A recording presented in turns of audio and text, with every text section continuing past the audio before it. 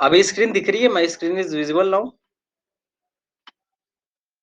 Okay, so हम same बात कर लेते हैं। जैसे कि हमारा चार्ज है, तो चार्ज के भी चारों तरफ ना इर्द-गिर्द एक फ़ील्ड क्रिएट हो जाता है और इसके अंदर अगर कोई भी हम दूसरा चार्ज लेके आएँगे ना, तो उसपे फ़ोर्स लगने लगेगा, ठीक है?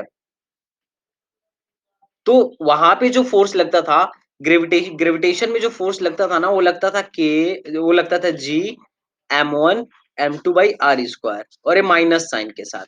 ये दर्शाता था, ये सिर्फ़ ये वाली चीज़ ये दर्शाती थी कि अट्रैक्शन है। अगर कोई भी फ़ोर्स नेगेटिव है, तो ये दर्शा रहा है कि अट्रैक्शन है। अब देखो इसको अगर मैं तोड़ूँ ना, Gm बाई r स्क्वायर तोड़ दूँ, इंटू m कर दूँ, तो इसको हम कहते थे इसको कहते थे इसको हम कहते थे ग्रेविटेशनल फील्ड इंटेंसिटी, इसको I से डिनोट करते थे। हम कहते थे this is the intensity of gravitational field और दिस इज़ द मास। तो इसी तरीके से हम अगर मुझे इस पे फ़ोर्स लिखना हो, F लिखना हो, तो मैं लिखूँगा F इज़ इक्वल टू इसकी यहाँ पे फील्ड कितना है? फील्ड अगर ई है और मल्टीप्लाई बाई चार्ज, किसी पे भी अगर मुझे लिखना हो, किसी भी फील्ड के अंदर अगर मान लो एक फील्ड है, उसके अंदर मैं कोई चार्ज लेके आ रहा हूँ, क्यू चार्ज लेके आ रहा हूँ, तो मैं बोलूँगा कि इस क्यू चार्ज पे एक फ़ोर्स न लगने लगेगा अपने आप और किस डायरेक्शन में लगेगा? फील्ड के डायरेक्शन में, वेक्टर ई के डायरेक्शन में लगेगा और उसका मैग्नीट्यूड क्या होगा? मैग्नीट्यूड जो होगा, वो क्यू इंटू ई के इक्वल होगा। ये बात समझ में आई ओमकार? ठीक है। तो अगर ये बात समझ में आई तो हम इसी के बेसिस पे कुछ क्वेश्चंस करेंगे। अब देखो कैसे-कैसे क्वेश्चंस बन सकते हैं। कूलम्ब्स लॉ का टेंशन मत लो वो मैं बता दूँगा, ठीक है। अगर तुम क्लास जॉइन डेली कर रहे हो तो हम संडे को ले लेंगे इसकी क्लास, ठीक है। कूलम्ब्स लॉ के लिए। अब देखो एक क्वेश्चन है, जैसे तुम क्वेश्चन प्रोजेक्टाइल में पढ़े थे, प्रोजेक्टाइल पढ़े हो? ठीक है। बेसिक चीज़ तो आता ही होगा प्रोजेक्टाइल का, है ना? अगर तुम प्रोजेक्टाइल में एक बॉल फेंकते थे, दिस इज ग्राउंड। मैंने ग्राउंड से v स्पीड से या u स्पीड से थीटा एंगल पर एक बॉल को प्रोजेक्ट किया, ठीक है? तो मुझे पता है ग्राउंड में कौन सा फोर्स लग रहा है, जो इंटेंसिटी वो g लग रही है ना। देखो, ग्राउंड अगर हम अर्थ की बात करते हैं तो अर्थ पे नीचे की तरफ g लगता है, एक फोर्स लगता है जिसे हम mg कहते हैं ना। ग्राउंड अगर हम अर्थ की बात करें तो अर्थ अर्थ से अगर हम कोई भी बॉल फेंक रहे हैं तो अर्थ की तरफ एक ग्रेविटेशनल फोर्स काम करता है जो हर चीज को अपने तरफ खींचता है, उसका मैग्नीट्यूड होता है mg। तो अगर हम इसको फेंकते हैं तो हम इसमें कैलकुलेट करवाया जाता था प्रोजेक्टाइल में सब कुछ, बोला जाता था कि टाइम ऑफ फ्लाइट बताइए कि कितने टाइम में उड़ के यहाँ से यहाँ तक गिरेगा। अगर ये उड़ के गया यहाँ पे आके गिरा तो ये बोला जाएगा कि टाइम ऑफ फ्लाइट क्या होगा।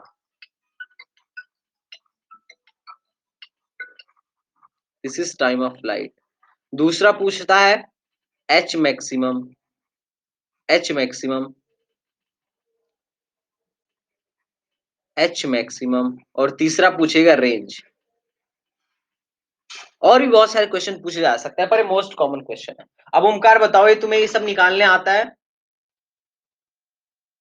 हेलो, मैं ऑफलाइन चला गया क्या? No one is going to responding. Hello Omkar, Siddhi. हाँ, हाँ, ये सब निकालने आता है जो मैंने क्वेश्चन पूछा ग्रेविटी के फील्ड में, ग्रेविटी फील्ड के अंदर अगर हम कोई ग्रेविटेशन के अंदर या ग्रेविटेशनल फील्ड इंटेंसिटी के अंदर अगर कोई बॉल मैं फेंक रहा हूँ, तो टाइम ऑफ फ्लाइट क्या होता है? बताओ ना। टाइम ऑफ फ्लाइट नहीं यार, 2u sin थीटा अपान जी होता है। अब मैं इसको डिराइव करके बताऊं क्या? देखो देखो ऐसे आता है, इसको प्रोजेक्टाइल में तुम लोग पढ़े होगे, अगर ये थीटा पे है और ये u स्पीड से है तो इसके दो कंपोनेंट कर लीजिए। एक हो जाएगा u sin थीटा और एक क्या हो जाएगा इधर की तरफ u cos थीटा हो जाएगा। अब देखो, अगर कोई भी बॉल को u sin थीटा से फेंक रहे हो तो जिस मैक्सिमम, अगर ये मैक्सिमम पे जाएगा ना, जब मैक्सिमम हाइट पे जाएगा तो वहां पे इसका v वर्टिकल 0 होगा और हॉरिजेंटल में तो कोई एक्सेलरेशन लग नहीं रहा है, कोई फोर्स लग नहीं रहा है, तो ये कांस्टेंट होता है ना कांस्टेंट। हाँ, तो अब किस टाइम पे, जिस टाइम पे 0 होगा वो हाफ टाइम ऑफ फ्लाइट होता है।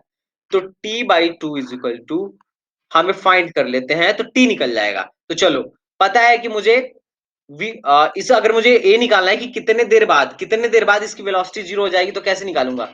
v is equal to u minus gt से, ये तो आता होगा ना? v 0 है, u क्या है? u sin थीटा है और g और t रख दो। हमको t निकालना था, तो t क्या आया? u sin थीटा अपन जी। लेकिन ये कौन सा टाइम है? आधा चलने में टाइम है। हमको पूरा चाहिए, टाइम ऑफ फ्लाइट पूरा होता है ना? ये कौन सा टाइम है देखो? This is the half time, this is the half time, यहाँ से यहाँ तक जाने में। बॉल के यहाँ से यहाँ तक जाने का टाइम जो है वो u sin theta upon g है। हमको टाइम ऑफ फ्लाइट चाहिए, मतलब ये पूरा वाला टाइम चाहिए।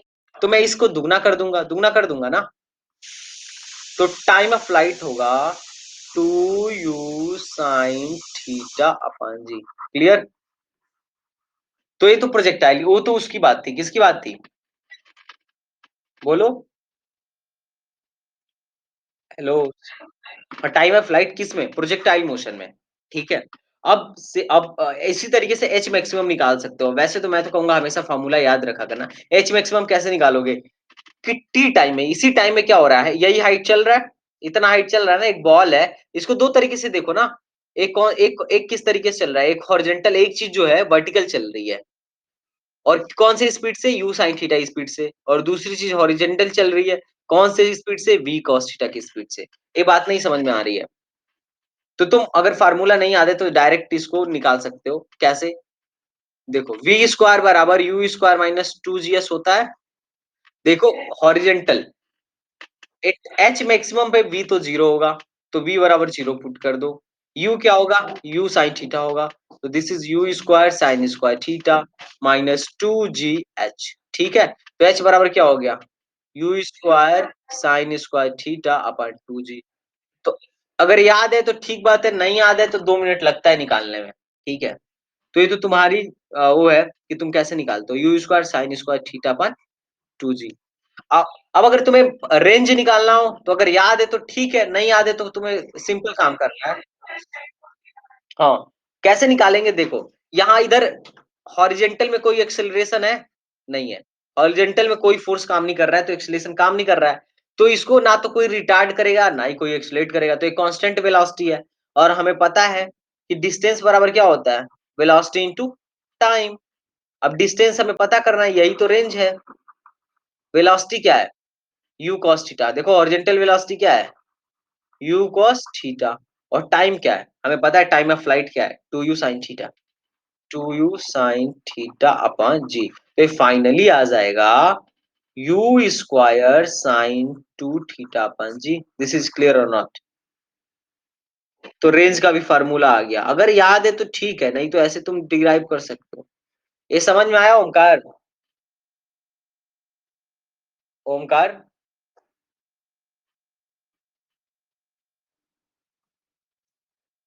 Okay, she has been left यार। Okay, sorry he. हाँ, तो तुम्हें ये बात समझ में आई? ठीक है, गुड।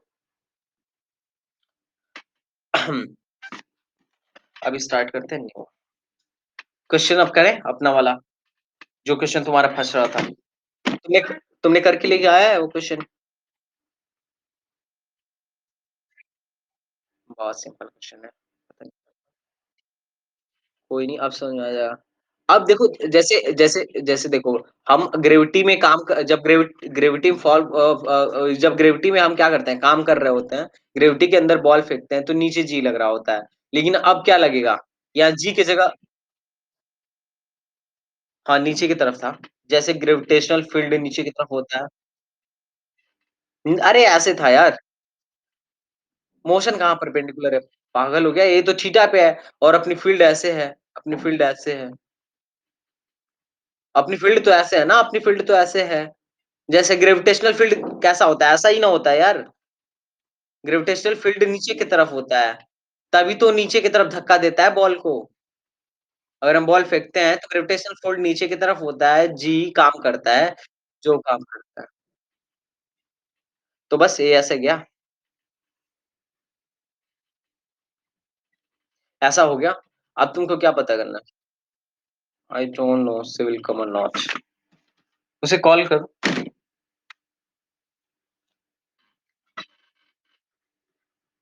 टाइम पीरियड निकालना था ना, पहला पहला क्वेश्चन बताओ क्या निकालना था? एक चार्ज है क्यू का, जिसका जिसका मास दिया हुआ है कुछ? मास दिया है? मास है मैम। तो देखो ये चार्ज क्या है ना, ये चार्ज अगर फील्ड में है, एक एम मास का चार्ज फील्ड में है, और क्या है, इस पे क्यू चार्ज है और मास एम है, तो इस पे जो फोर्स लगेगा नीचे की तरफ लगेगा। और कितना लगेगा? F is equal to Q into E लगेगा। ठीक है, तो एफ को लिख लो m a, q into E लगेगा। ठीक है, अब ए क्या होगा? ए होगा q E by m. This is our explanation. अब प्रोजेक्टाइल के फार्मूले में देखो, इस क्वेश्चन में कुछ नहीं था। इस क्वेश्चन में ये पूछा था, देखो पहले जो लोग क्वेश्चन नहीं समझ रहे हो पहले तो क्वेश्चन समझ ले। कि क्वेश्चन ये था कि एक बॉल है जिस पे चार्ज क्यू है और मास एम है, और यहाँ पे ग्रेविटी नहीं है, ग्रेविटी की जगह पे एक नीचे की तरफ इलेक्ट्रिक फील्ड है। क्या है? नीचे के डायरेक्शन में डाउनवर्ड इलेक्ट्रिक फील्ड है। तो फाइंड करिए, अगर मैं इसको फेंक रहा हूं, तो फाइंड करिए time of flight. Time of flight. और क्या फाइंड करिए? पहला केस, और दूसरा रेंज, तीसरा क्या फाइंड करिए? H max. ठीक है, मैक्सिमम हाइट। ये तीनों चीजें हमें फाइंड करनी है। तो एम ए बराबर क्यू ई हो गया। हो गया क्लियर? तो हमें जहां जहां जी था वहां वहां बस ए पुट कर देना है, क्योंकि वहां जी नीचे काम कर रहा था, यहाँ पे ए नीचे काम कर रहा है। तो टी टाइम ऑफ फ्लाइट का फॉर्मूला बताओ। टाइम ऑफ फ्लाइट का फॉर्मूला होता है two u sine theta by g. लेकिन यहाँ जी के जगह पे जी इफेक्टिव रखेंगे। जी इफेक्टिव क्या है? ए के बराबर है, तो two u sine theta upon a. अब चलो, टू यू साइन थीटा। अरे देखो, ग्रेविटी बॉल नीचे क्यों आ रहा था ग्रेविटेशन में? प्रोजेक्टाइल में जी की वजह से नीचे आ रहा था ना। जी की वजह से ही एमजी फोर्स लग रही थी। अरे वहां पे एम ए बराबर एम जी था? नहीं था। हम वहां पे ए बराबर जी रख रहे थे, हम असली में वहां पे भी यही रखते हैं, लेकिन वहां ए बराबर क्या हो जाता है? जी हो जाता है। यहाँ पे ए बराबर क्यू ई बाई एम है। अरे देखो, यहाँ पे एम ए बराबर क्यू ई है, खत्म। और वहां पे एम ए बराबर क्या था? एम जी था। तो इसीलिए हम ए बराबर वहां जी रख रहे थे। अगर मान लो ऐसा होता ना कि दोनों फोर्स, देखो ऐसा हो जाता कि ग्रेविटी भी लगता ना, तो एम ए बराबर देखो क्या क्या होता, F electrical plus F gravitational.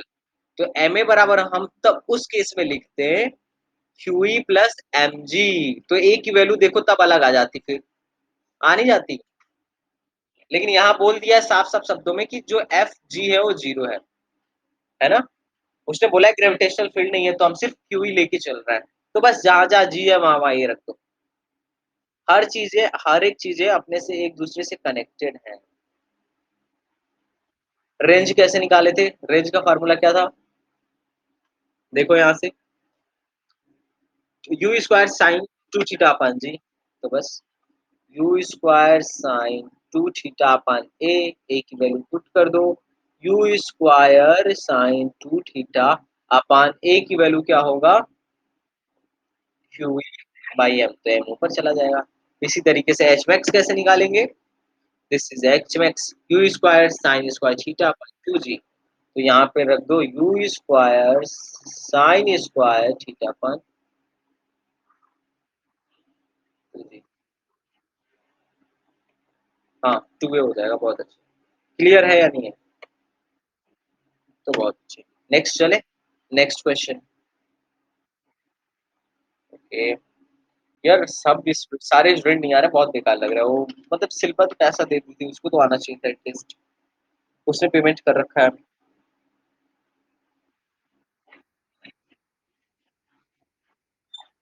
उसने तो फोन पे से किया था, यूपीआई।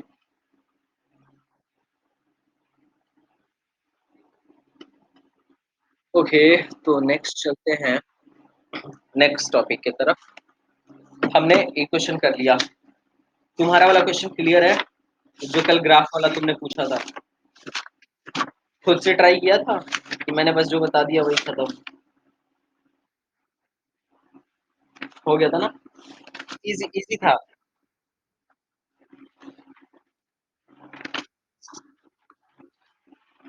ओके। वैसे 11th का मैं स्टार्ट तो कर दिया हूँ, पर बस वही पढ़ रही है। हाँ, उसको दोनों का पढ़ना था। अभी तो बेसिक कॉन्सेप्ट चल रहा है। वो वेक्टर वगैरह में, क्योंकि वेक्टर जब तक बच्चा नहीं सीखेगा तब तक आगे पढ़ ही नहीं पाएगा। इफ द फोर्स एक्सपीरियंस, अगर तुम्हें ज्वाइन करना हो तुम भी कर सकते हो।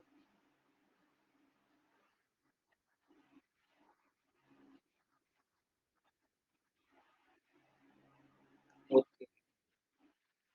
Is 6i plus 10j Newton.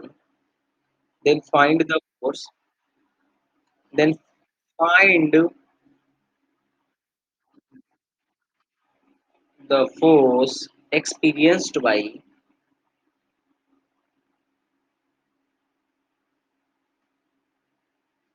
minus 3 coulomb. Force कब है?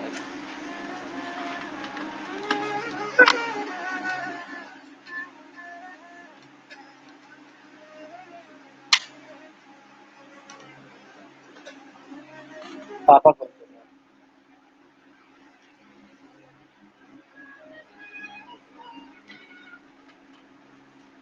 Hello. If the force experienced by a 2 Newton charge is इतना, अगर एक then find the, अगर एक इसको हम पहले सॉल्यूशन देखते हैं। देखो क्वेश्चन क्या है, क्या रहा है। बोल रहा है कि if the force experienced bye 2 coulomb charge, अगर 2 कूलम्ब का चार्ज जो है इतना फोर्स एक्सपीरियंस कर रहा है किसी फील्ड में, तो बताइए कि -3 कूलम्ब का चार्ज कितना फोर्स एक्सपीरियंस करेगा। तो सिंपल है, मैं मान लिया जिस फील्ड में ये अपना इतना फोर्स एक्सपीरियंस्ड कर रहा है वो फोर्स वो है ए। ठीक है, तो अब ई की वैल्यू कैलकुलेट कर लेते हैं। तो हमें पता है एफ इज इक्वल टू होता है क्यू इंटू ई। किसके लिए? For +2 coulomb charge. ठीक है, अब एफ की जगह पे रखो 6i प्लस 10j, क्योंकि इतना ही फोर्स से एक्सपीरियंस कर रहा है, और क्यू है 2, ई की वैल्यू हमें फाइंड करनी है। तो 2 से 2 काट दो, 2 3i प्लस 5j बराबर E. This is our answer. नहीं सॉरी, दिस इज ई। हमें तो नहीं, हमें तो ये फाइंड करना है कि -3 कितना करेगा इसी इलेक्ट्रिक फील्ड में। तो लिखो फॉर -3 कूलम्ब चार्ज कितना होगा, F is equal to Q into E. F कितना है भाई? 6i plus 10j। ठीक है, नहीं सॉरी, हाँ, F is equal to Q E. Q E है 3i प्लस 5j, और इसमें मल्टीप्लाई करना है अपने को -3 से। आंसर खत्म। सिंपल था क्वेश्चन। आई होप इस क्वेश्चन को हर इंसान कर लेगा। ठीक है, कर लोगे ना इस क्वेश्चन को? ठीक है, इसके बाद हाँ, -9i -15 से। ठीक है, चार्ज ए देखो तुम ना, इसमें ना चार्ज को मैग्नीट्यूड के साथ साथ उसका वो भी रखना, साइन भी रखना। तभी तो पता चलेगा ना कि फोर्स का अट्रैक्शन लग रहा है या रिपल्शन लग रहा है। ठीक है, तो ये ध्यान देते रहना। हाँ गुड। अब एक क्वेश्चन जो है बहुत ही तगड़ा क्वेश्चन है। ठीक है, इस क्वेश्चन को अगर कर लिए तो समझ लो इलेक्ट्रिक फील्ड के 60% क्वेश्चन कर सकते हो, बस फार्मूला याद हो तो। ठीक है, मैं क्वेश्चन लिखता हूँ आराम से, कोई जल्दी नहीं है मुझे। A particle a particle of mass m and charge q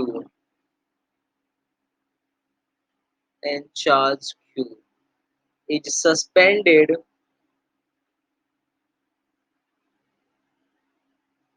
by a thread as shown in figure. As shown in figure. A uniform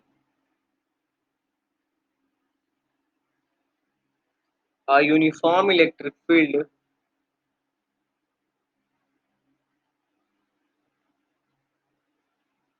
E is started on at t बराबर 0. Find angle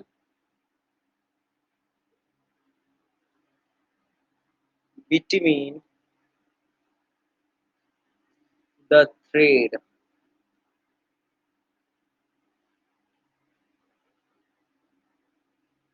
and vertical equilibrium and vertical in equilibrium. Vertical in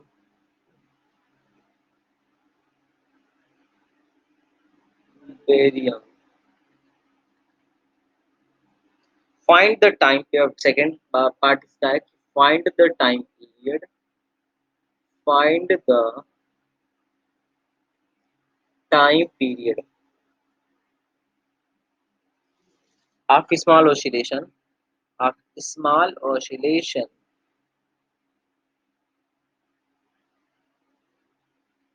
Of small oscillation about equilibrium.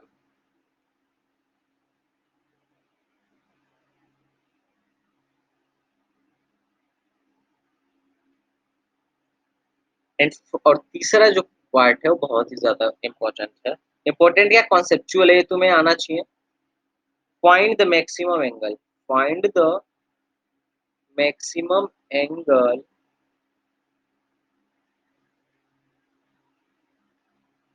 between the thread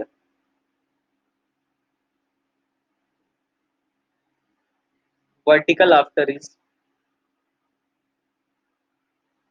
vertical after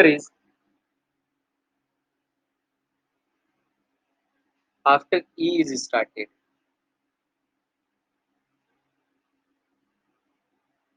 अब figure जो दिया हुआ है वो ऐसा है.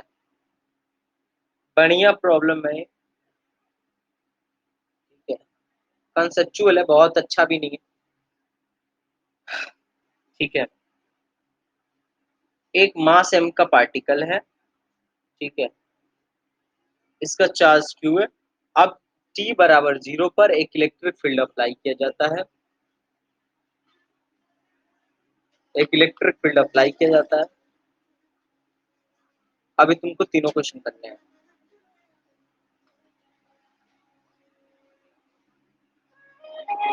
और पापा का फोन है.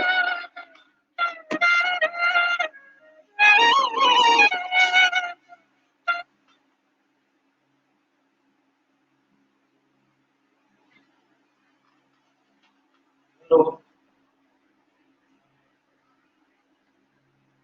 हेलो. मेरी आवाज आ रही है.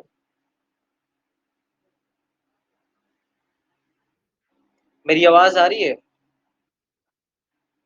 ओके, तो वो क्वेश्चन तुमने पढ़ा. ठीक है. एक अच्छा क्वेश्चन है. पढ़ा तो है पर बहुत अच्छा क्वेश्चन. ठीक है. Find the maximum angle. ठीक है. And vertical. Thread and vertical. मैं क्वेश्चन समझाता हूँ. देखो देखो क्वेश्चन समझाता हूँ. इनिशियल में ऐसा था. ए इस कलर में दिख रहा है ना कि ब्लैक कर तो black. अब दिख रहा होगा अच्छे से, है ना. यहाँ पे क्या है. एक ई फील्ड लगाया जा रहा है. अब तुम्हें पता होगा कि जब ई फील्ड लगेगा और अच्छे से बना.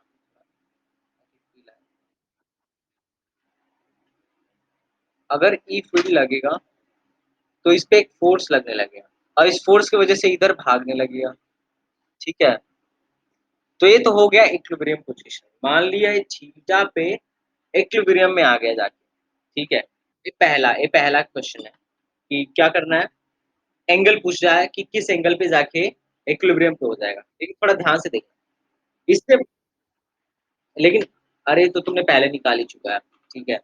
लेकिन ध्यान से दूसरा दूसरा क्वेश्चन में क्या बोला है कि अगर मैं इसको थोड़ा-सा इधर डिस्प्लेस कर दूँ, तो ये क्या करेगा? ऑसिलेशन करने लगेगा, ऑसिलेशन करने लगेगा, ऑसिलेशन करने लगेगा।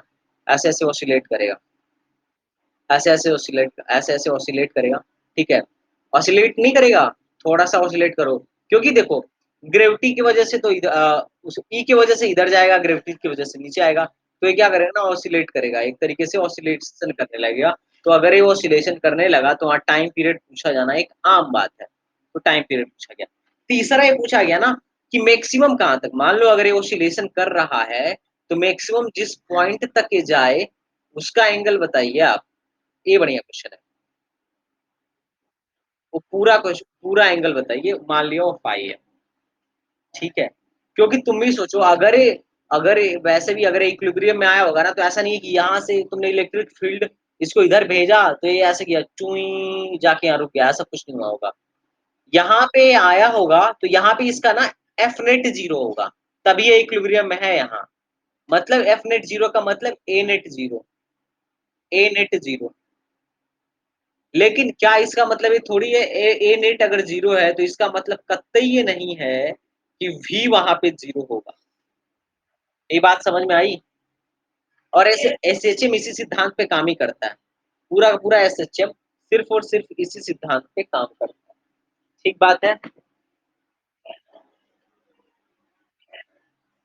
तो चलो, हम मानते हैं जब यहाँ पे आया होगा ना तो यहाँ पे ए नेट तो 0 हो गया होगा, लेकिन वेलोसिटी 0 नहीं होगी। तो वेलोसिटी की वज़ह से यहाँ जाएगा, लेकिन फिर से इसको इधर खींच के लेके आएगा और ये धीरे-धीरे ऑसिलेट करके वहाँ रुक गया होगा, जहाँ पे इक्विलिब्रियम पोज़ीशन है। ठीक है? तो ये बढ़िया क्वेश्चन था समझने वाला। थीटा अलग चीज़ है, फाई अलग चीज़ है और टाइम पीरियड अलग है। तो इसमें तीनों चीज़ निकालना है। तो आओ एक-एक करके हम निकालना सीखते हैं। निकालें? ठीक है,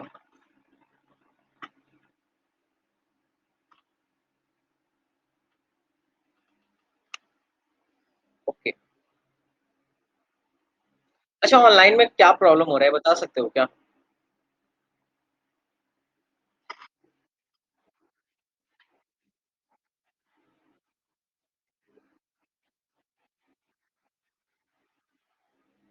तो भी आवा तो भी आवाज़ की प्रॉब्लम होती है? बस ओके। अभी मतलब ज़्यादा दिक्कत हो रहा है क्या? नहीं एक्चुअली बच्चे छोड़ रहे हैं ना तो बहुत बेकार लग रहा है मुझे।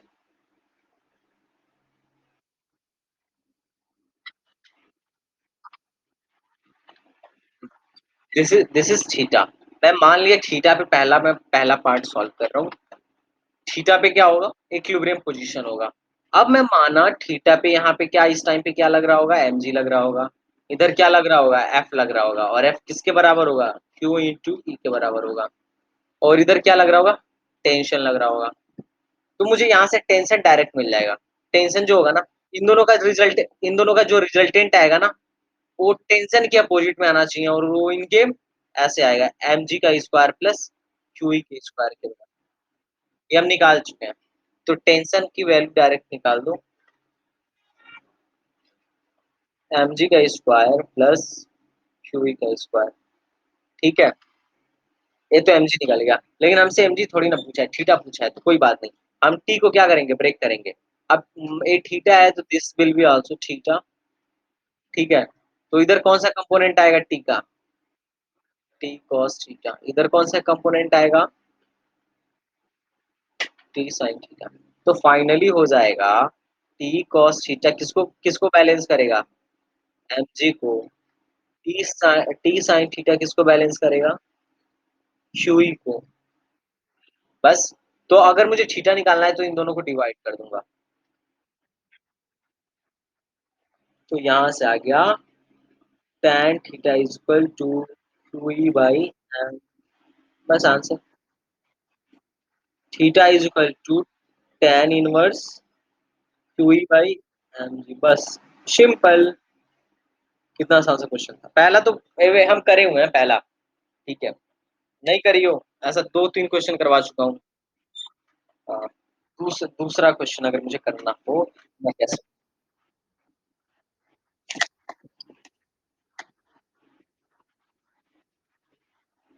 कोई बात नहीं है। हम्म, अब देखो ये क्या है। ये जो बॉब है ना, एक सिंपल पेंडुलम है। ये जो ऑसिलेशन हो रहा है, एक सिंपल पेंडुलम जैसा ऑसिलेशन हो रहा है। तो सिंपल पेंडुलम के लिए टाइम पीरियड क्या होता है? 2 पाई अंडर रूट। हाँ, लेकिन यहाँ पे जी तो लग नहीं रहा है, जी इफेक्टिव लग रहा है। क्या लग रहा है? जी इफेक्टिव लग रहा है। तो अब जी इफेक्टिव निकालना, मतलब जैसे जी, हम ना ये जो फार्मूला रिवाइज किया गया था, जैसे जो ये फार्मूला डिराइव किया गया ना, ध्यान से देखना। ये सिर्फ और सिर्फ ग्रेविटी के प्रेजेंट में है। ये सिर्फ और सिर्फ ग्रेविटी को लेके डिराइव किया गया था, ठीक है। और कोई फोर्स नहीं लग रहा था। लेकिन अगर ऐसा हो जाए ना कि ग्रेविटी के अलावा भी और फोर्स लगने लगे ना, तो उन सब का इफेक्टिव लेते हैं। उस टाइम पे जब पेंडुलम पे, सिर्फ उस टाइम पे जब फार्मूला लगता है ना, उस टाइम पे सिर्फ mg लग रहा होता है। तो इसलिए हम जी लेते हैं, ठीक है। लेकिन अगर और भी फोर्स लगने लगेंगे ना, तो हम एक्स ए नेट लेंगे या जी इफेक्टिव लेंगे। सारे फोर्सों को जोड़ देंगे और उनका जो नेट आएगा ना, वही जी इफेक्टिव कहलाता है। ये जो तुमने फार्मूला पढ़ा है, सिर्फ और सिर्फ तब के लिए वैलिड पढ़ा, तब के लिए निकाला गया था जब उस टाइम पे जी काम कर रहा था, मान ली। और कोई फोर्स काम नहीं कर रहा था। लेकिन यहाँ पे तो देखो, जी के साथ साथ एक इलेक्ट्रिकल फोर्स भी काम कर रहा था। इलेक्ट्रोस्टैटिक्स फोर्स नहीं काम कर रहा है जी के साथ साथ। हाँ, तो ये बात तुम्हें ध्यान में रखनी होगी। इवन हम ना, एक ये बात आगे हम मैग्नेटिज्म में भी देखेंगे। तो ये तो तुम्हारी चॉइस है कि तुम कैसे याद रखते हो। जे इफेक्टिव वही है कि जब भी ज्यादा फोर्स लगने लगेंगे, तो मैं उसका ना नेट ले लूंगा। क्या ले लूंगा? नेट ले लूंगा। जी का जो जी इफेक्टिव जो है, सारे एक्सलेशन, सारे फोर्स की वजह से जो एक्सलेशन है, उसका नेट है, बस और कुछ नहीं है। जैसे अगर सिर्फ ग्रेविटेशनल फोर्स लगता है ना, तो इसकी वजह से एक्सेलरेशन सिर्फ और सिर्फ जी आता है, ठीक है। तो हमने जी पुट कर दिया। अगर और भी फोर्सेस लगने लगे हैं, तो उनकी वजह से जो एक्सेलरेशन का, तो अब यहाँ पे बताओ। इधर तो जी है और इधर क्या है? क्यू बाई एम है। दो एक्सेलरेशन लग रहा है ना यहाँ। इधर क्या है? क्यू बाई एम एक्सेलरेशन लग रहा है और इधर जी लग रहा है। तो जी इफेक्टिव क्या होगा? इधर होगा, और ये under root G square Q by M का होल स्क्वायर बस। जी, चलो फास्ट चलते हैं, मुझे कोई प्रॉब्लम नहीं है। बस ये फार्मूला रख दो, जी जी इफेक्टिव आंसर है अपना। ठीक है। नेक्स्ट नेक्स्ट क्वेश्चन करें। थर्ड पास, वही थर्ड पार्टी कह रहा हूँ। ये बहुत ही डिफिकल्ट क्वेश्चन है। एक सच में डिफिकल्ट है। इनिशियल ऐसा था, मान लिया जो मैक्सिमम हाइट तक जाएगा वो 5 है, ठीक है। मैक्सिमम जहां तक जाएगा वो 5 है। अच्छा, तुम्हें ऐसा क्यों लग रहा है कि बैच बंद करने वाला हूँ मैं?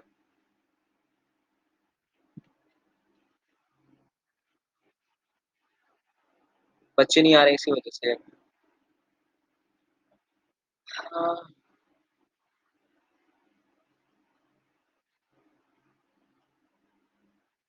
नहीं, मैं सुसु नहीं करूंगा।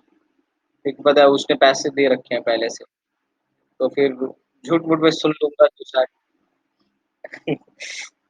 This is L. अगर ये मान लो 5, मान लो, तो मैंने 5 माना है ना क्वेश्चन में। 5 माना है। थीटा तो हम इसको माने थे।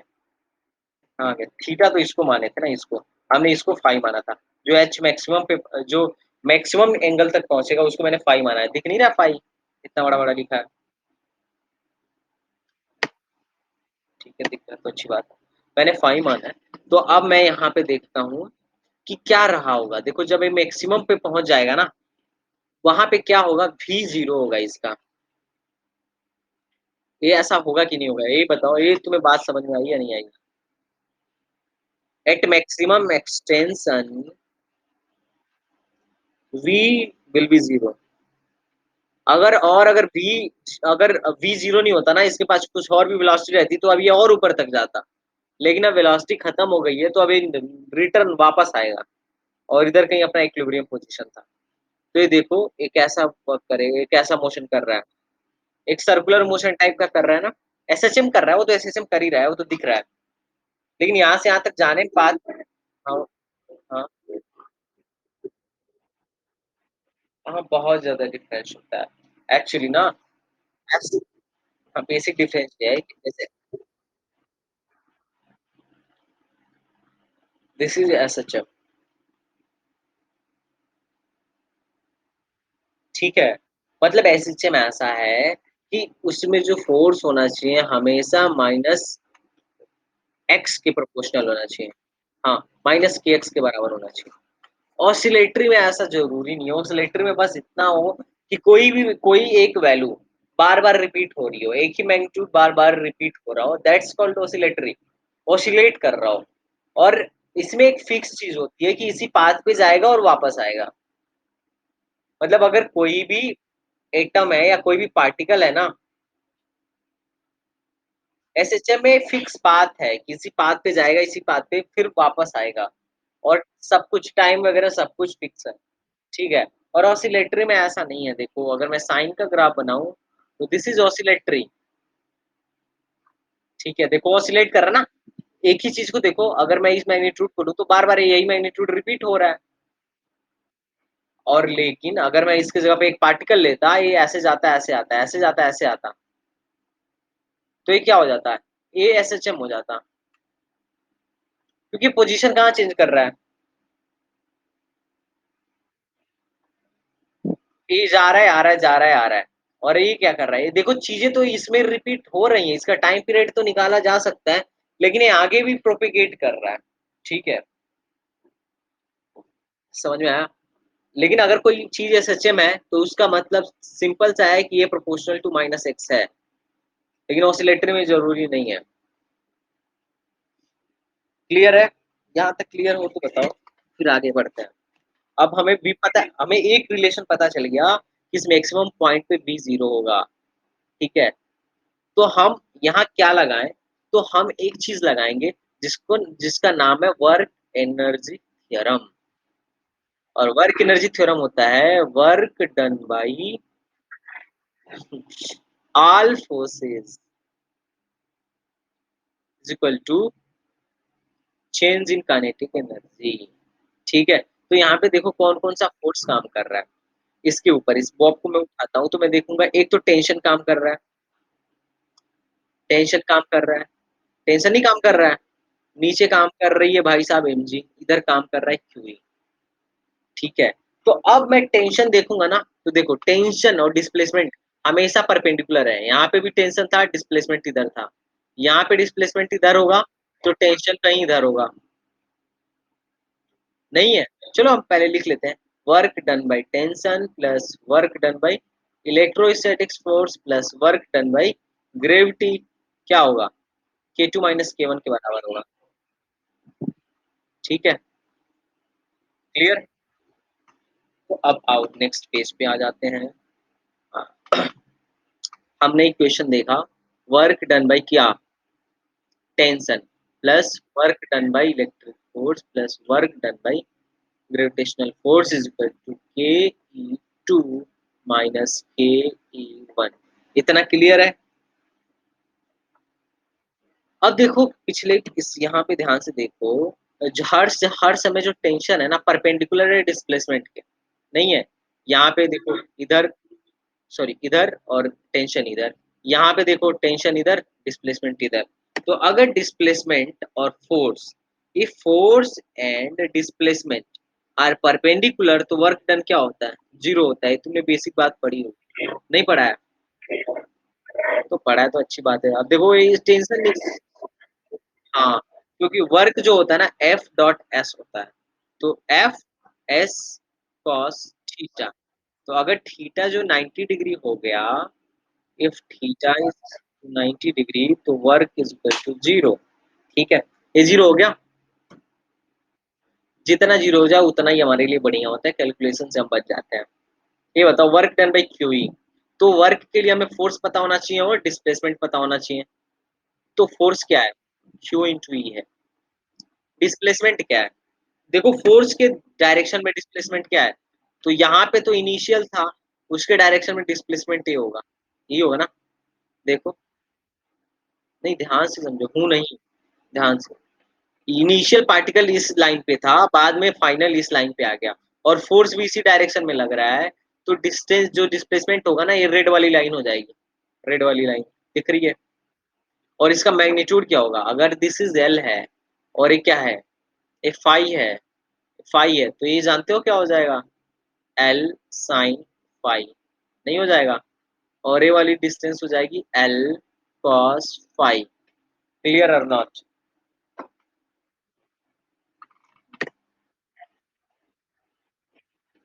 तो मैं लिख लिया एल साइन फाई, ठीक है।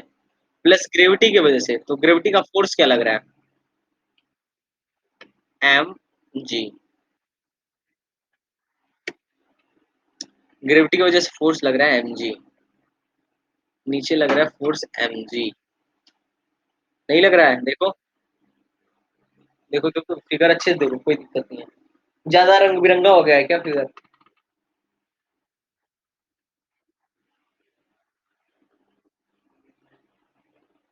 अच्छा, गजब।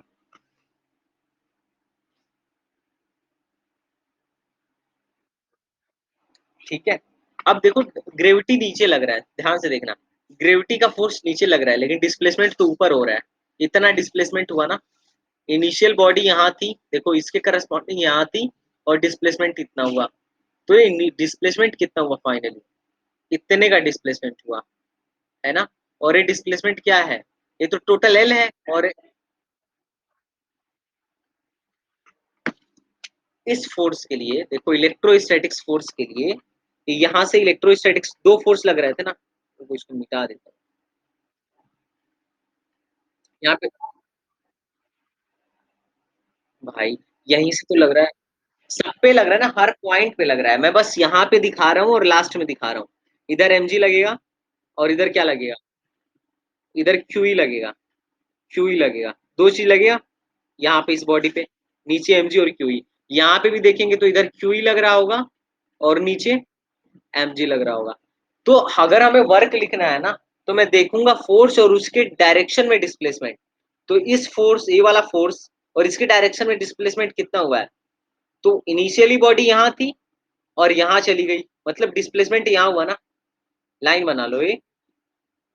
एमजी के डायरेक्शन में डिस्प्लेसमेंट कितना है? इतना है। और क्यूई के डायरेक्शन में डिस्प्लेसमेंट कितना है? इतना है। ये नहीं क्लियर है? नहीं नहीं क्लियर है तो आप फिर से करते हैं।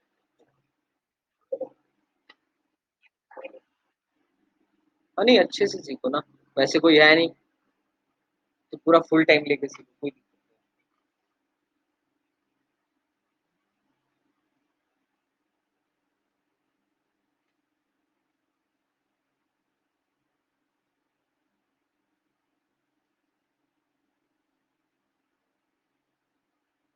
ये ठीक है।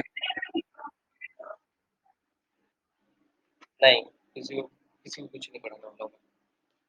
पढ़ना होगा वो पढ़ेगा, वो आके पढ़ेगा। मतलब इतना टाइम मेरे पास नहीं है, मेरे खुद की पढ़ाई है।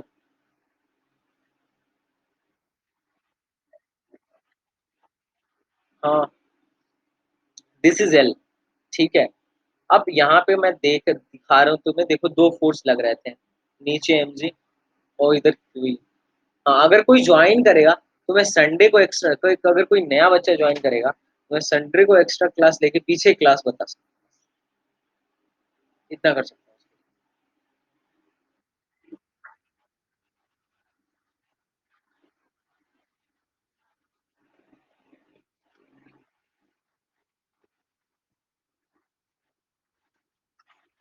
This is MG, this is QE, ठीक है। अब अपने को क्या फाइंड करना है? डिस्प्लेसमेंट कितना हुआ, ठीक है। तो थोड़ा इन दोनों का एक्शन लाइन बनाना। इसका एक्शन लाइन ये वाला होगा, ठीक है। और इसका एक्शन लाइन ये वाला होगा, मतलब क्यूई के लिए एक्शन लाइन ये है और एमजी के लिए एक्शन लाइन ये है। एमजी एमजी के लिए एक्शन लाइन है आई थिंक। तो देखो एमजी जो है ना, एमजी एमजी नीचे लग रहा है, तो नीचे या ऊपर डिस्प्लेसमेंट कितना हुआ, तो यही वाला डिस्प्लेसमेंट तो एमजी के रिस्पेक्ट में हुआ है। स्क्रीनशॉट, हाँ ठीक है बना लो, इजीली बना लो, फिर उसके बाद से हम बात करते हैं। बना लो बना लो, कोई दिक्कत नहीं। एक्चुअली मुझे बहुत बुरा लग रहा है, शिल्पा पैसा दे के क्लास नहीं कर रही है। दिस इज एल, ठीक है, दिस इज एल, तो ए वाली हाइट कितनी होगी बताओ। हमें पता है ए एल है ना, तो ए वाला जो डिस्टेंस होगा, अगर ये फाई है तो एल साइन फाई हो जाएगा, और ए वाला जो होगा ना, ए वाला एल कॉस फाई, तो ये वाला क्या बचेगा, L minus L cos phi. देखो इतना distance L minus L cos phi बचेगा ना, कोई दिक्कत तो नहीं है। और ये वाला डिस्टेंस एल साइन फाई हमें पता ही है। तो देखो एमजी के डायरेक्शन में डिस्प्लेसमेंट कितना है, L minus L cos phi, और क्यूई के डायरेक्शन में यहाँ था और यहाँ से यहाँ आ गया, तो ये वाला एल साइन फाई। तो हमें पता चल गया दोनों के डायरेक्शन में, तो ये मैं लिखूंगा एल। तो हम फोर्स, हाँ तो हम फोर्स की डायरेक्शन को ले रहे हैं। देखो एम जी नीचे लग रहा है, और डायरेक्ट और डिस्प्लेसमेंट कितना हो रहा है, ऊपर हो रहा है ना, यहाँ था और डिस्प्लेसमेंट होकर ऊपर चला गया, तो कितना ऊपर गया, L minus L cos phi. हाँ ये अलग बात है कि अपोजिट डायरेक्शन में गया है, तो उसके लिए माइनस लगा देंगे। नहीं समझ में आ रहा। और अगर इस पॉइंट पे था, इसी लाइन पे था बॉडी अपनी, और बाद में यहाँ चली गई, तो ये फोर्स के डायरेक्शन में ही तो डिस्प्लेसमेंट हुआ, एल साइन थीटा, क्यूई के डायरेक्शन में, और ये दोनों सेम डायरेक्शन में तो पॉजिटिव होगा। नहीं आ रहा, नहीं आ रहा, ठीक है, एल कॉस थीटा, और यहाँ पे माइनस साइन लगा दूंगा क्योंकि ये दोनों अपोजिट में थे, इज इक्वल टू, अब देखो के ई वन के ई टू, फाइनल काइनेटिक एनर्जी क्या होगी, जीरो। क्यों, और इनिशियल भी जीरो ही थी। हाँ इनिशियल भी जीरो थी ना। हो गया तुम्हारा क्वेश्चन सॉल्व। अब जिसे मैथ आता होगा वो तो यही क्वेश्चन सॉल्व कर देगा, जिसे नहीं आता होगा वो मैथ सीख ले। ठीक है, ये हो गया L M G one minus cos theta, this is clear. अब मुझे क्या करना है, एक्चुअली मैं कहीं फाई लिख रहा हूँ कहीं थीटा लिख रहा हूँ, समझ लो वही थीटा या फाई सेम है। ठीक है, इस क्वेश्चन में एल से एल सहित कर दो। अपने को क्या फाइंड करना है, थीटा। तो थीटा फाइंड करने के लिए ना थोड़ा ट्रिग्नोमेट्री आनी चाहिए। चलो हम करते हैं, क्यू ई, मैं साइन थीटा को लिख सकता हूँ क्या, two sine theta by two into cos theta by two, ऐसा फॉर्मूला तुमने पढ़ा है।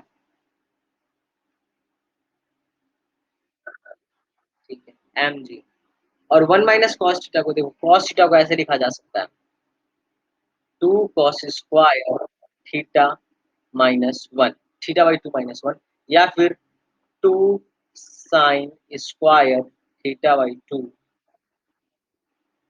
अच्छा one minus two sine square, ये दो फॉर्मूला होता है, तुम्हें याद रख लेना होगा। पता नहीं होगा, वन माइनस, ठीक है। एक्चुअली ना तुम सीबीएसई बोर्ड से हो ना, तो थोड़ा, नहीं तो मतलब सीबीएसई वालों को थोड़ा ट्रिग्नोमेट्री लेट से पढ़ाई जाती है, यूपी वाले 10 में ये सब पढ़ लेते हैं।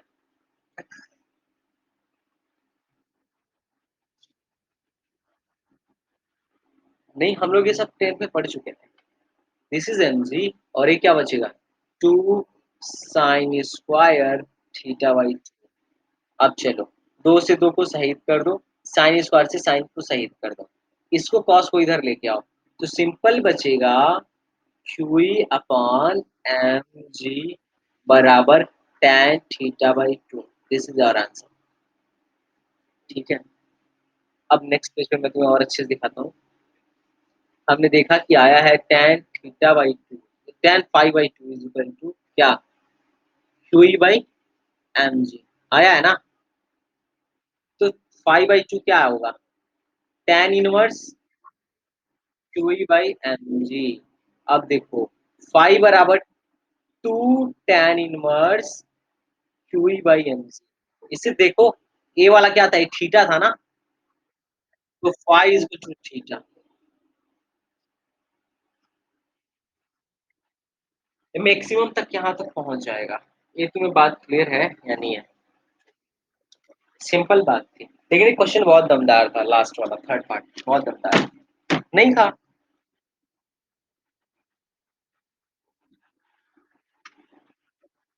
हाँ इजी था। आगे बढ़े। This is maximum extension, this is maximum extension. कौन सा, सारा ले लो, ग्रुप पे डाल देना स्क्रीनशॉट, वीडियो बना। यहाँ से था क्या, कौन से सेम वाले क्वेश्चन से लो, यहाँ से ले लो। फर्स्ट, दिस इज सेकेंड, उसी क्वेश्चन का है, दिस इज थर्ड,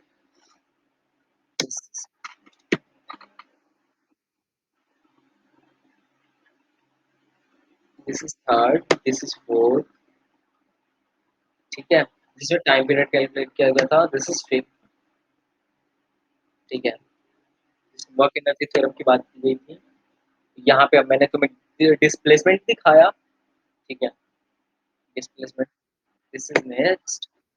हाँ, यहाँ पे हमने वर्क एनर्जी थ्योरम अप्लाई करा।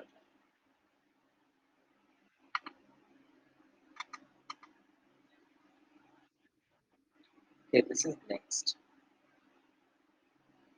यहाँ पे अपना आंसर आया था मैक्सिमम एक्सटेंशन। क्लियर।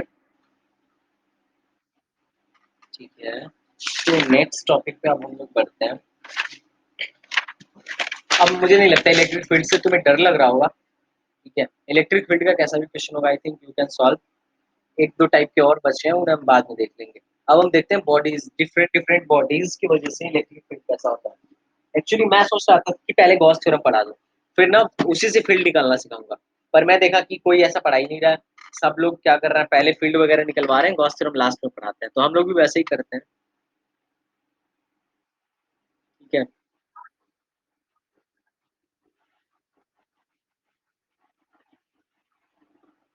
अब मैं पढ़ा रहा हूँ ना। A due to uniform charge body, uniform charge wire. पहला अपना है E due to uniform charge wire. ठीक है,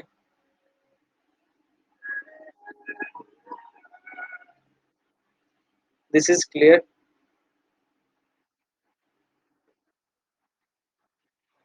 हाँ है, लेकिन मैं डेरिवेशन नहीं कराऊंगा अभी, वैसे भी बोर्ड वाले तो बचे नहीं है।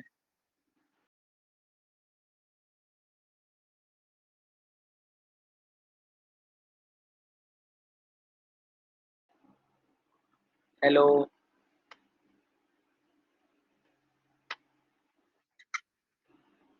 My voice is clear now और not. Hello, my voice is clear. Okay, तो अपने को क्या करना है ना, फील्ड ड्यू टू क्या, चार्ज वायर। तो हमको निकालना है चार्ज वायर की वजह से field.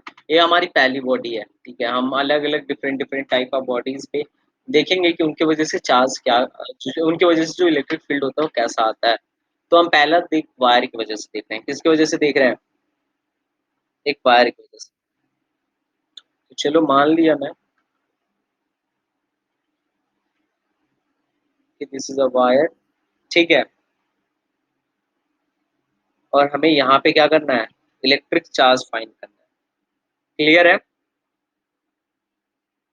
Sorry electric field find करना है। तो कुछ नहीं करना आपने को। मुझे पता है कि मैं तुम्हें डायरेक्ट फ़ॉर्मूला भी बता रहा हूँ, बाद में हम गौ जो जब गॉस वाला पढ़ लेंगे ना, गॉस थ्योरम, तो ईज़िली 2 लाइन में इसको निकाल देंगे। लेकिन अभी अगर मैं तुमको इसका डेरिवेशन बताऊँ ना, तो तुम्हें डर लगने लगेगा। इसके क्वेश्चन को ही देख के डर लगने लगेगा कि अरे यार! ये तो बहुत तगड़ा होता है। तो अभी बस तुम कॉन्सेप्ट सीखो, लर्न कॉन्सेप्ट ओनली, ठीक है?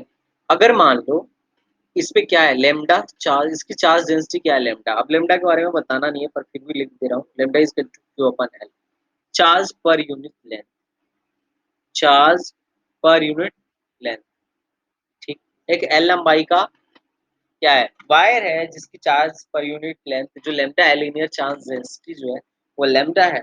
तो हमें फाइंड करना है इलेक्ट्रिक फील्ड। तो अगर देखो, अगर मैं एक एक पार्ट लेके निकालता ना, एक एक पार्ट कूलम्ब्स लॉ में ऐसे ही करते हैं, एक एक पार्ट लेके निकालते हैं और उसका वेक्टर एडिशन कर देते हैं। मतलब एक छोटा चार्ज लूंगा, उसकी वजह से फील्ड क्या होगा। अगर इस छोटे से चार्ज की बात करूं मैं, तो उसकी वजह से फील्ड क्या होगा, इधर होगा कहीं, ठीक है, होगा ना। Why are you not responding, इधर फील्ड होगा। तो मान लिया डी है, तो इसके दो कंपोनेंट हो गए, ध्यान से देखो इसके दो कंपोनेंट, कौन कौन सा, एक तो इधर हो जाएगा, एक डी ई परपेंडिकुलर, ये इसके परपेंडिकुलर है, और एक कंपोनेंट होगा डी ई पैरेलल, नहीं होगा, ठीक है। इसी तरीके से इसका भी, इसके नीचे वाले चार्ज को लेंगे ना तो उसका भी ऐसे ही होगा। अरे सुनो, मैं डेरिवेशन की बात ही नहीं कर रहा, चुप रहो, मैं डेरिवेशन की बात ही नहीं कर रहा। इसी तरीके से अगर दूसरे चार्ज भी होंगे ना तो इनका एक पैरेलल कंपोनेंट होगा और एक परपेंडिकुलर कंपोनेंट होगा, होगा ना।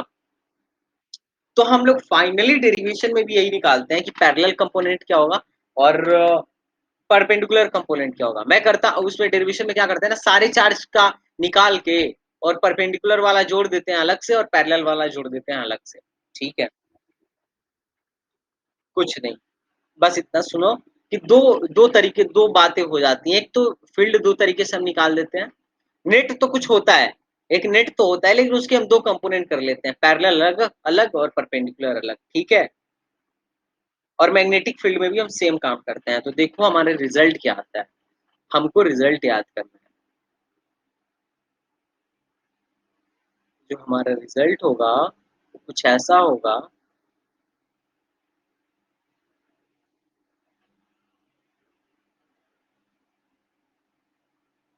Like this. अगर मान लो दिस इज लेंथा और इसकी लंबाई जो है ना वो एल है, ठीक है, एल लेंथ का है, this is L length, L. तो माना यहाँ पे एंगल जो है, यहीं पे अपना क्या फील्ड कैलकुलेट करना है, क्या करना है यहाँ पे अपना फील्ड कैलकुलेट करना है। माना this is angle alpha, this is angle beta. Books में यहाँ पे एंगल दिया रहता है तो ध्यान में देना मैंने कहा माना है, ठीक है। मैंने रॉड से आर डिस्टेंस पे फील्ड कैलकुलेट करा हुआ है, और जो रॉड है ना,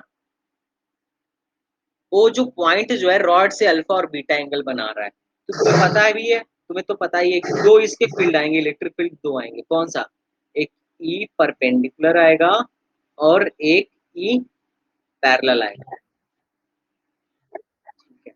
तो ई परपेंडिकुलर की जो वैल्यू होती है वो हम लिख लेते हैं, ई परपेंडिकुलर जो होता है उस के लेमडा बाई आर तो दोनों में होता है, इसमें भी होगा के लेमडा बाई आर, ये तो ध्यान में रखो। अब इसमें क्या होता है ना, कॉस कंपोनेंट आता है। कौन सा कंपोनेंट आता है, देखो यहाँ से देखो, अगर ये मान लो थीटा होता तो इधर क्या आता, कॉस कंपोनेंट आता, डी ई कॉस थीटा। और सारे जुड़ते हैं, कोई घटता क्या, कोई नहीं घटता, क्योंकि और लेकिन इसमें घट सकता है। अगर इसके वजह से मैं देखूं ना तो इधर होगा, इसका एक component D cos theta one तो होगा, लेकिन इधर डी साइन थीटा वन होगा। मैं बस एक अप्रोक्सीमेशन बता रहा हूँ ताकि तुम्हारे दिमाग में बैठ जाए कि पैरेलल और परपेंडिकुलर में गलती ना हो। This is only approximation. तो इधर हमें पता है सिर्फ और सिर्फ cos कंपोनेंट आएगा, तो तुम cos alpha plus cos beta को जोड़ देना, ठीक है, ठीक है। और इधर पैरेलल कंपोनेंट आएगा, तो इधर तुमको क्या करना है ना, साइन लेना है, sign alpha minus sine beta, बस। अब देखो, जिधर तुम बनाना ना, मान तुमने ऊपर की तरफ इलेक्ट्रिक फील्ड बनाया है, तो उस वाले एंगल में से घटाना।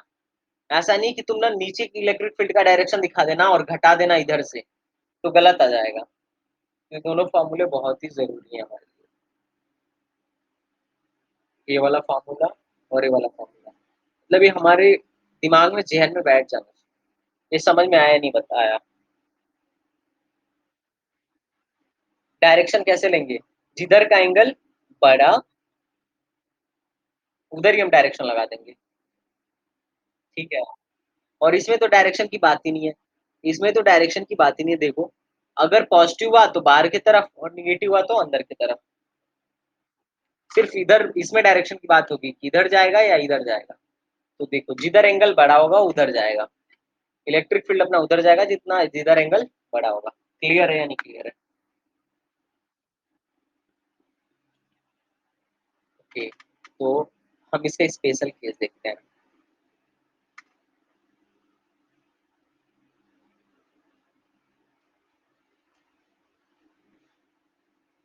देखो, फर्स्ट स्पेशल केस क्या है कि अगर मैं कहूँ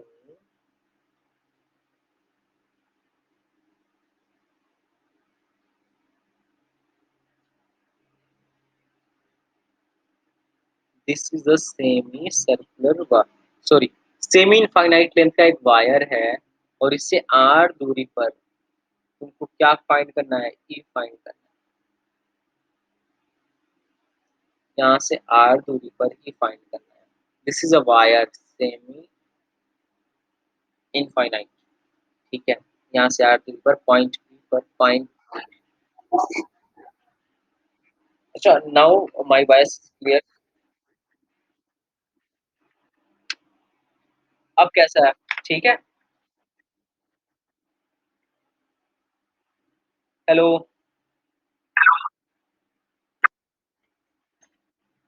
hello, my voice is clear?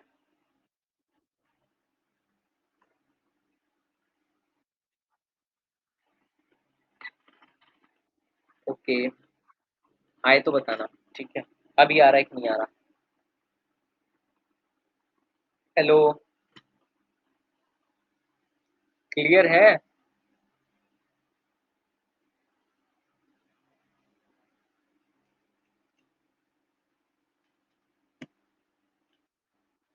Hello, my voice is clear और नॉट? Please respond.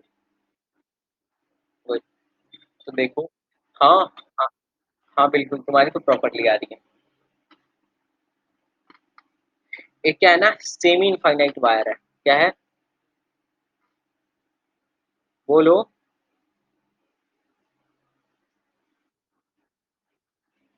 इससे आर डिस्टेंस पे हमको ई, अच्छा, इससे आर डिस्टेंस पे ना मुझे फील्ड फाइंड करनी है, तो मुझे कुछ ज्यादा दिमाग नहीं लगाना है। मुझे पता है दो तरीके का होता है फील्ड। कितने तरीके के होंगे? एक पैरेलल होगा, एक परपेंडिकुलर होगा। तो दिस इज परपेंडिकुलर, है ना? और दिस इज पैरेलल। तो अब तुम देखो, जो ये बहुत दूर जा रहा है ना, बहुत दूर, देखो, इनफाइनाइट पे जा रहा है, तो यहाँ से उसका एंगल क्या होगा? बहुत दूर जाके मिलेगा, वो जीरो होगा। वो वाला एंगल जो होगा ना, जीरो होगा। और नहीं, इनफाइन अरे पैरेलल हो गया ना। अरे बहुत दूर जा रहा है ना, और इस पॉइंट पे निकालना है, तो यहाँ से तुम वो भी भेजोगे ना, तो पैरेलल पैरेलल पैरेलल ही लगेगा। और दो पैरेलल लाइंस के बीच का एंगल क्या होता है? जीरो होता है। नहीं समझ में आ रहा?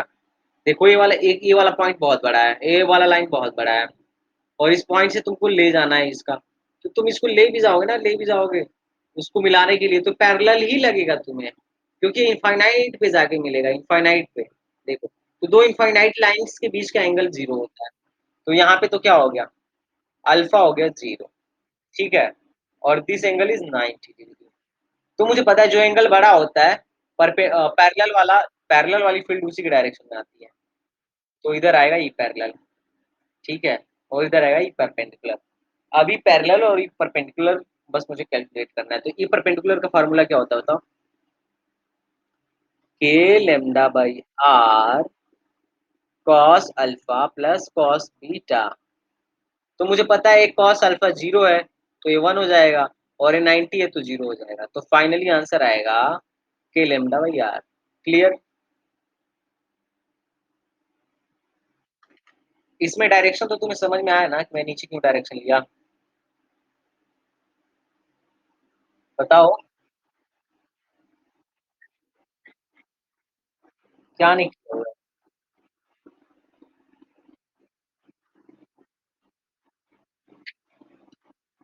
हाँ, नीचे इनफाइनाइट की तरफ नहीं जा रहा है, ऊपर सिर्फ जा रहा है।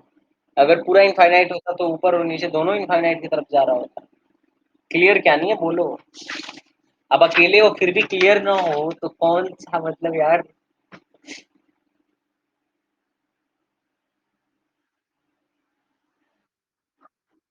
क्या? कौन सा?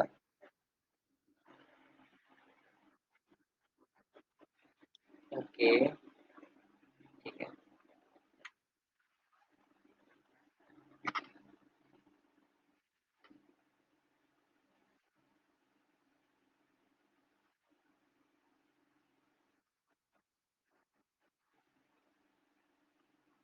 सोचा क्या पता उसमें समझ में तो आ नहीं रहा। या इनफाइनाइट तक जा रहा है और मुझे यहाँ पे निकालना है। ठीक है, मैं ज्यादा दिमाग तो लगाऊंगा नहीं, सीधा सा मामला है। मुझे पता है कि ये वाला इसी से इसको मिला दो और एंगल बना दो तो ये वाला एंगल 90 है। और इसका तो ये तो कहीं जाके इनफाइनाइट में मिलेगा यार। असली में पता नहीं कहाँ मिलेगा, ये कौन जानता है।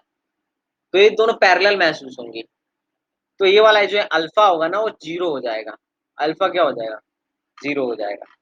अब मैं यहाँ पे कैलकुलेट कर लेता हूँ। मुझे पता है 2 तरीके की फील्ड आएंगी।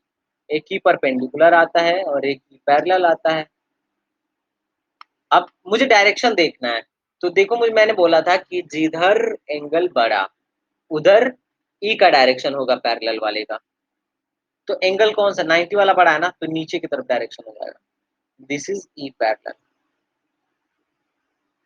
ए पॉइंट ना तुम ना शॉर्ट नोट पे लिख लेना। और दिस इज ई परपेंडिकुलर क्योंकि मैंने भी लिखा था।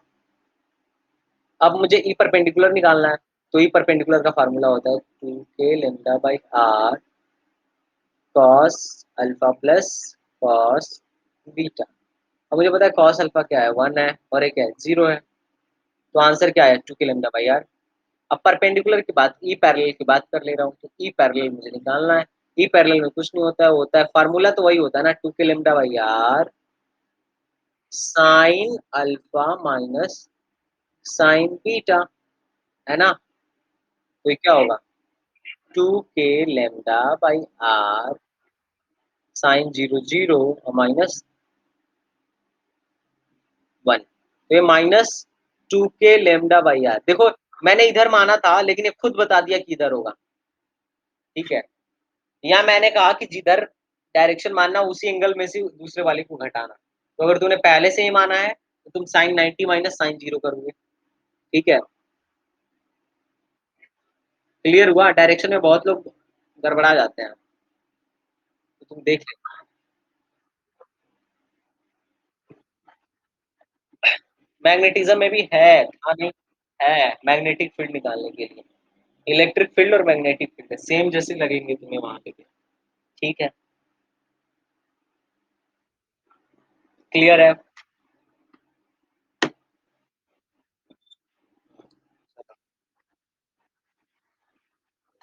ये मतलब ये समझ में नहीं आया तुम्हें? नहीं, याद से क्या मतलब है? नई चीज है। ऐसा सोचो ये नई चीज है। अगर ये हो जाएगा तो मैग्नेटिज्म वाला भी हो जाएगा। सिंपल। नया सोच के पढ़ो ना। मैं कहाँ कह रहा हूँ कि तुम सोचो कि तुम पहले से आ रहा है। तुम नया सोचो कि एक नया लड़का पढ़ रहा है तो उसे कॉन्सेप्ट आ जाएगा इजीली।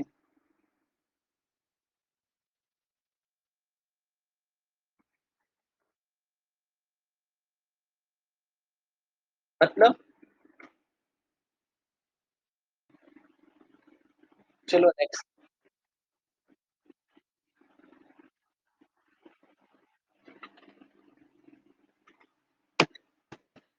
नेक्स्ट क्वेश्चन लिखते हैं। क्वेश्चन करते हैं। नेक्स्ट टॉपिक लिखते हैं फॉर इनफाइनाइट साइज। ये स्पेशल केस सेकंड है। फॉर दिख रहा है? For infinite.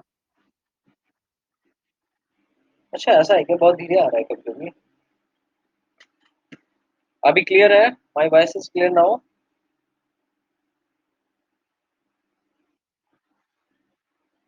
ठीक है। हम अगर नहीं होगा तो माइक ले लूँगा। एक्चुअली मैंने हेडफ़ोन लगाया हुआ है, तो अगर अच्छा नहीं आएगा तो देखते हैं। अगर बच्चे ज़्यादा ही पढ़ते हैं तो माइक ले लूँगा। ठीक है, ख़ैर छोड़ो। एक इनफाइनाइट साइज़ का वायर है, ठीक है? इनफाइनाइट साइज़ का। इसके वजह से मुझे r डिस्टेंस पे क्या फाइंड करना है? Tell me. Hello? Field find करना है। तो बस कुछ नहीं है। मुझे पता है कि फ़ील्ड 2 फ़ील्ड होंगे।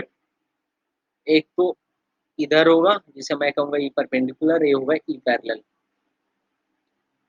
तो ई परपेंडिकुलर जो होगा, वो तो देखो क्या होगा, 2k lambda by r sign, अभी फिर 0 हो जाएगा, एंगल 0 हो जाएगा। नहीं हो जाएगा, क्योंकि इनफाइनाइट पे जाके टच करेंगे, पैरेलल लाइन की तरफ बिहेव करेगा, तो ये तो 0 हो गया। लेकिन ये वाला क्या होगा? अल्फा। हाँ, तो मैंने 0 तो लिखा हुआ है। और ई परपेंडिकुलर का फ़ॉर्मूला था 2k lambda by r cos phi plus sin phi, sorry cos alpha plus, हाँ, बोलो, बोलो। ई परपेंडिकुलर का फ़ॉर्मूला मैं फिर से लिख रहा हूँ, 2k lambda by r cos alpha plus sin alpha. तो this will be 2k lambda by r, ये होगा क्या? 1, ये भी होगा 1। तो आंसर आया 4k lambda by r।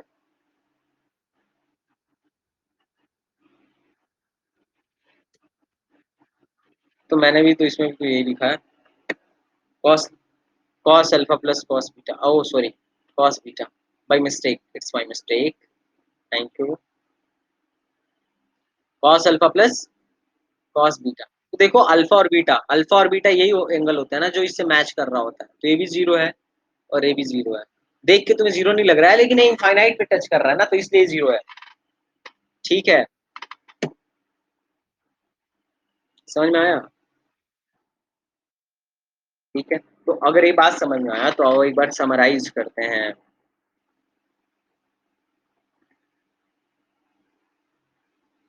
Summarise में हम ये देखेंगे कि अगर किसी स्पेसिफिक लेंथ का दिया हो, क्या दिया हो, किसी स्पेसिफिक लेंथ का दिया हो और r डिस्टेंस पे निकालना हो, मैं ऐसे निकालूंगा, E perpendicular is equal to, बताओ, 2k, सॉरी मैं टू के, अरे टू नहीं, के लेमडा, सॉरी 2k क्यों लिख रहा हूँ मैं? के लेमडा ना, देखो इनिशियल फॉर्मूला क्या था? के लेमडा बाई आर था ना, के लेमडा बाई, मैं 2k क्यों लिख रहा हूँ? मैंने कहाँ कहाँ 2k लिखा है? एक्चुअली हाँ, तो सेम ही इनफाइनाइट में 2k लेमडा बाई आर होता है, सही है। और कहीं तो नहीं लिख दिया ना? यहाँ पे लिख दिया, देखो यहाँ पे लिख दिया के लेमडा बाई आर, यहाँ पे भी के लेमडा बाई आर, तो यहाँ पे आएगा 2k लेमडा बाई आर। ठीक है, तो अब हम समराइज करते हैं। तो हमने फॉर्मूला क्या पढ़ा?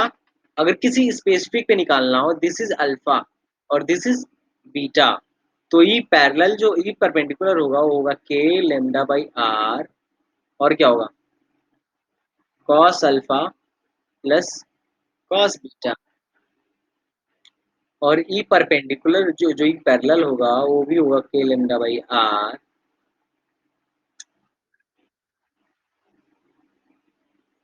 ठीक है, और ये जो डायरेक्शन कैसा होगा, इसका डायरेक्शन, डायरेक्शन अलोंग अल्फा, जो बड़ा हो, ऐसे लिख लो, जो बड़ा हो। हाँ, जो एंगल बड़ा हो, यहाँ पे जो एंगल लगा देना, जो एंगल बड़ा हो उसी उसी डायरेक्शन में हो जाएगा, है ना? देखो जिसका एंगल पहले लिखोगे उसी के डायरेक्शन में ई लगाना, जैसे मैंने यहाँ पे अल्फा पहले लिखा है ना, तो मैं इसके डायरेक्शन में ई लगाऊंगा, बस। अगर मैंने गलत लगाया है तो अपने आप निगेटिव दे देगा, तो मैं समझ जाऊंगा कि पीछे के डायरेक्शन में लगाना था। ठीक है,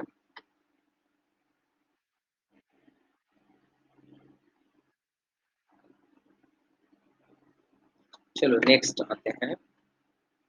हमने दूसरा देखा, दूसरा पॉइंट में हमने देखा, अगर मुझे इसके लिए निकालना हो, एक सेमी सर्कुलर वायर के लिए, सॉरी, एक सेमी इनफाइनाइट वायर के लिए निकालना हो, तो यहाँ पे दो चीजें आएंगी। ई परपेंडिकुलर जो होगा वो 2 के लेमडा बाई आर हो जाएगा, 2 के लेमडा बाई आर।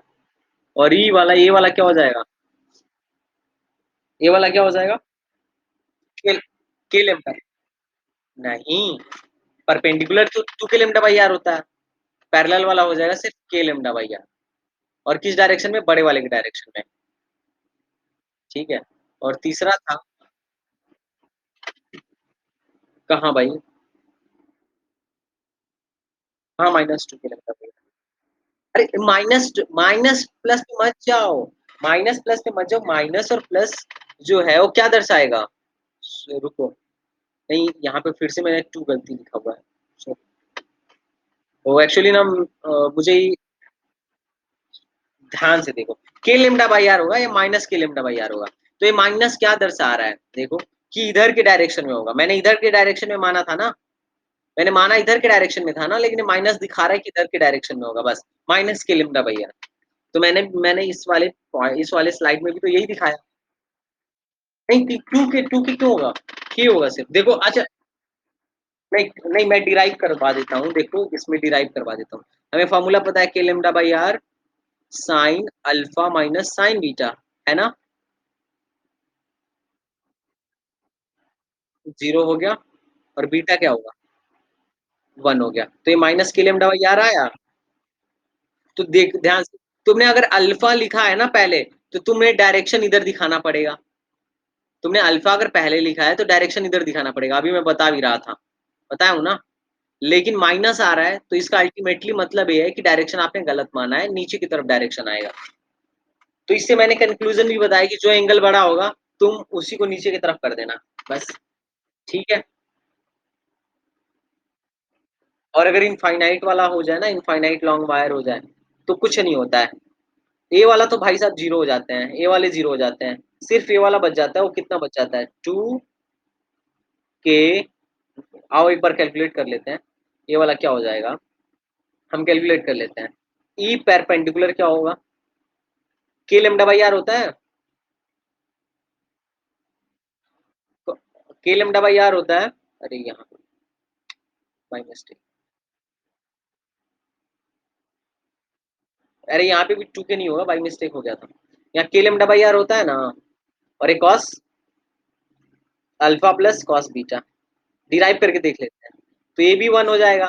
ए, तो ई परपेंडिकुलर, तो तुमने तीन केस देखा, एक सेमी सर्कुलर का, 2 के लेमडा बाई आर सिर्फ और सिर्फ किस में होता है, बताओ, इनफाइनाइट में, बाकी कहीं नहीं होता है, बाकी सिर्फ के लेमडा बाई आर में निपट जाते हैं।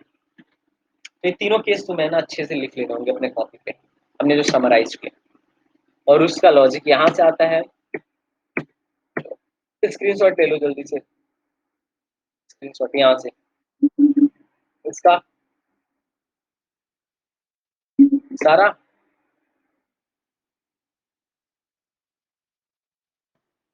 ठीक है, अब तुम्हारे एक क्वेश्चन देता हूँ, एक क्वेश्चन करते हैं फिर कल करेंगे।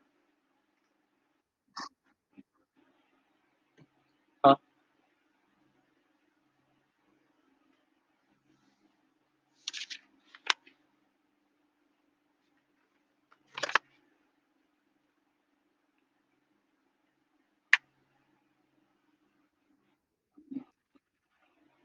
ठीक है, अपन लोग नेक्स्ट पे चले, तो मैं कुछ क्वेश्चन दे रहा हूँ, तुम्हें करके आना है।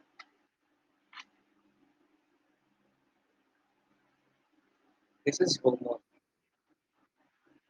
हाँ, क्यों तुम्हें और पढ़ना है।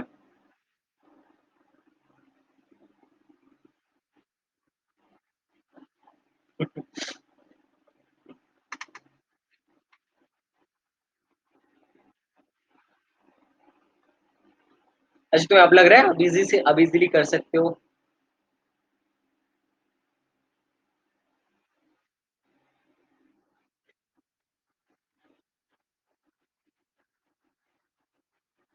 अरे एक्चुअली ना हम मैं रट एक्चुअली हम लोग के टाइम से ही टीचर ने ना रटवा दिया था। इनफाइनाइट वायर के लिए 2 के लैम्डा भाई यार, तो अपने आप हाथ चलने लगता है। तो एक्चुअली हम लोग ना इतने क्वेश्चन इस पे किए थे, रट्टा हो गया था और टीचर मारते बहुत थे।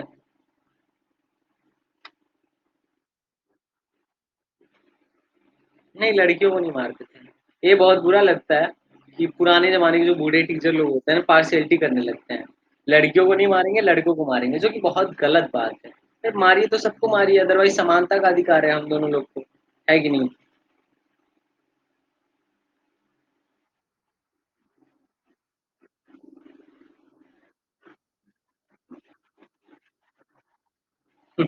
पर मैं तो सबकी बेइज़्ज़ती करता हूँ, लड़का हो या लड़की, किसी को नहीं छोड़ता।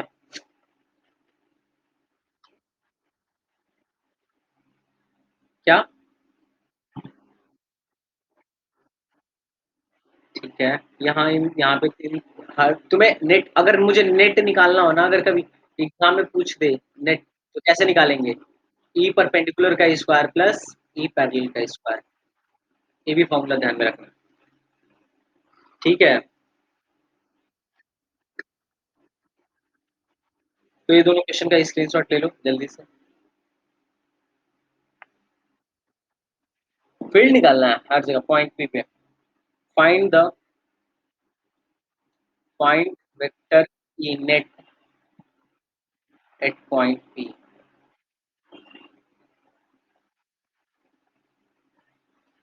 स्क्रीनशॉट ले लो, ग्रुप पे भी डाल देना। हाँ, कौन पढ़ने वाला है? सही, मैं भी यही सोच रहा था। एग्ज़ैक्टली मैं भी यही कहने वाला था। बैच स्टार्ट करवा के भाग गए सब।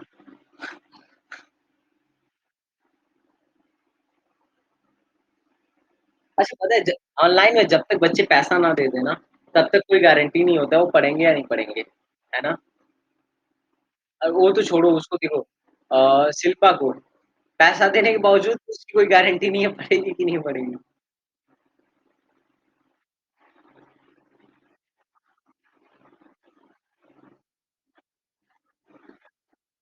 जबकि नहीं, जबकि पढ़ने में बहुत अच्छी है, पर पता नहीं एक पॉइंट क्यों है। चलो इससे मिला के मैं एक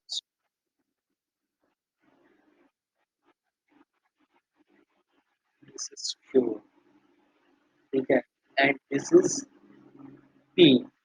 देखो ये दोनों रॉड है। मैं बोला था कि रेडी हो जाओ क्लास के लिए live. This is Q and this is P, ये दो पॉइंट है और ये दोनों रॉड है। रॉड ये दोनों है, ये मत समझ लेना क्यू भी रॉड है, सिर्फ ये दोनों रॉड है। अब इन दोनों रॉड की वजह से ना पी पे और क्यू पे तुम्हें पता करना है। Find E at point P, ये अच्छा क्वेश्चन है। ऐसा तुमने इलेक्ट्रिक फील्ड में किया होगा। एंड पॉइंट क्यू, ठीक है, इसका स्क्रीनशॉट ले लो। अच्छा सिद्धि, ऐसा तो नहीं लग रहा है ना कि तुम्हारा कुछ छूट रहा है इलेक्ट्रोस्टैटिक्स में? मैं मतलब लगभग सब कुछ कवर कर रहा हूँ आई थिंक। क्या? अगर सिर्फ तुमने इतना भी कर लिया ना, तो इलेक्ट्रोस्टैटिक्स आराम से तुम नीट में बना लोगे। तुम लास्ट ईयर का पेपर सॉल्व करके देखना, जब मैं इलेक्ट्रोस्टैटिक्स खत्म कर दूंगा तो तुम्हें लगेगा बहुत ईजी। ओके, फिर मीटिंग एंड करें? क्या अरे नहीं मतलब, अरे अगस्त में तो अगस्त तक तो तुम्हारी इलेक्ट्रोमैग्नेटिज्म भी खत्म हो जाएगा। मतलब पूरा इलेक्ट्रोमैग्नेटिज्म कंप्लीट खत्म हो जाएगा, करंट वगैरह सब हो जाएगा, एसी तक मेरे ख्याल से हो जाएगा, मॉडर्न बच जाएगा। और अगर क्लास में बच्चे रहे तब तो मैं पूरा 12th ही खत्म कर दूंगा। ओके, ठीक है फिर देखते हैं, बच्चे आए तब ना यार एटलीस्ट। Okay, thanks.